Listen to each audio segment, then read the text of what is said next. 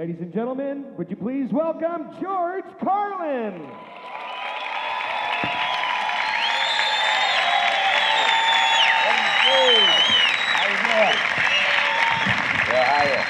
Hey, thank you very much. I appreciate that. When did this country turn into a nation of rats and squealers? Have you noticed this? Last 10, 15 years, rats and squealers and snitches, people spying on each other, turning each other in, calling the tipster hotline. If you see a crime, call the tipster hotline. Let me tell you something, it's not the tipster hotline, it's the rats and squealers hotline. But if they called it that, you know how many people would use it? Yeah, lots of them. Because people have no principles anymore. We're living in a nation of stool pigeons. How am I driving? Call 1-800 and squeal on the truck driver. Sounds like a small thing, but it's not. It's an open invitation to be a rat. And that's what people are turning into. They cooperate with prosecutors, for Christ's sakes. Prosecutors, the worst kind of dishonest swine ever to crawl out of the devil's asshole. Just the worst fucking humans. And people make deals with them. They plea bargain. They betray their friends just to stay out of jail. And that's what happened to those poor guys in the mafia. They sold each other out. Shit, when I was a kid, we looked up to the mafia. We admired and respected those guys because they had a code of silence. No one talked, ever. Now they squeal on each other, make a book deal, buy a fake mustache, and move to Pocatello, Idaho. You know something? They deserve fucking Pocatello, Idaho. And speaking of places where people blow cows, let me ask you a question. I got a question. You remember those militia assholes? You remember those patriotic nitwits said they didn't recognize the authority of the federal government? They had a flag with a serpent on it, said, "Don't tread on me." Well, the flag should have said, "Don't squeal on me," because first chance they got, two of them testified for the government against their friends just to stay out of jail.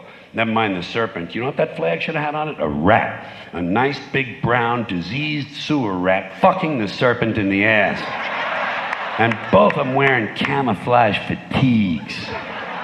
We got no heroes anymore in this country. There's no heroes. Timothy Leary turned in people to the FBI. Elvis Presley was a snitch for the DEA. The only hero I've seen recently was Susan McDougal. She told Ken Starr to go get fucked, and she went to jail for 2 years for it. That's what I call being a hero. And by the way, Clinton must have thrown her a pretty good hump to get loyalty like that, don't you think so? Huh? Good for her. Good for her. And good for him. I'm glad he got away with everything he got away with. And the worst part of this snitch shit is these people who squeal on their families. You know, parents spying on their kids, searching their rooms for drugs, and the kids are no better. Did you ever read about one of these dumbass kids turns his parents in for having some drugs in the house? Shit, how stupid can you get? You don't turn in the people who are buying the food, asshole. Think it through. Squealing on your family. Fyodor Kaczynski, the Unabomber, one of my personal heroes, by the way. You bet your ass. He was turned in by his own brother. You don't do that. You don't turn in your brother or your parents or your kids, no matter what they're doing, even if they're selling drugs and killing people. Whatever happened to family values? In fact, you should never cooperate with the police ever at any time for any reason. Fuck the police. Fuck the police. Let them solve some crimes on their own. They rely too much on jailhouse snitches, unsolved mysteries, and America's Most Wanted to get other people to solve their crimes. They turn good citizens into vigilantes and bounty hunters, lower than a snake's ball bag.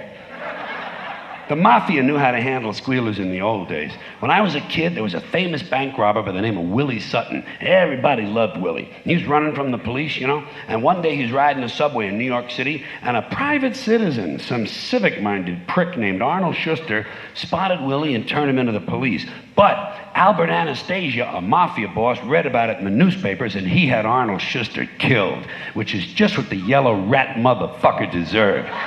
You don't help the police. When I was a kid and we went to the movies, we rooted against the police. Against the police and for the crooks, and I still do. I love the crooks. I don't give a shit if they come to my house and kill my entire family. I'm on their side. I'd rather spend 16 hours stuck in an elevator with a couple of crooks than even say hello to a fucking policeman. You don't help the police. They're not on your side. Don't you understand this shit yet? They work for the state.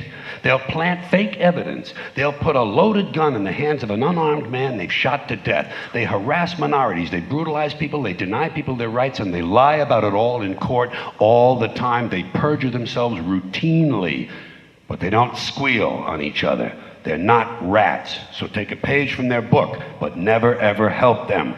And above all, don't plea bargain by turning in a friend. Tell you what, some of you religious people out here, you religious folks, on Judgment Day, when you see God, ask him if you can plea bargain. Ask him if you turn in your family, will he let you into heaven? You know what he'll say? He'll say, go to hell. He'll say, go to hell, you fucking squealing prick.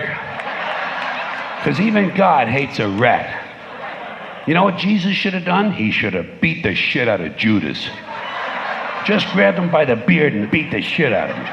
Right in front of the other apostles. Make an example out of him. You fucking squealing prick, Judas, you cocksucker.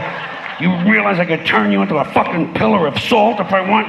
Turn you into a fucking monkey. How is I can be a fucking monkey? Where's the money? Where's the fucking $30? Give me the $30. I'm fucking buying beer for the rest of these guys. Because they didn't fucking rat on me, you prick.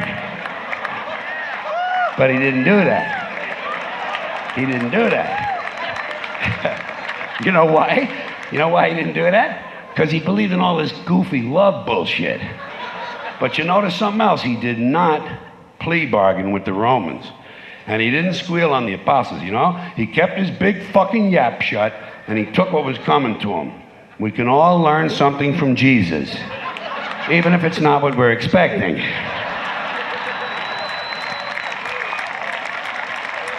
Thank you. I appreciate that, folks.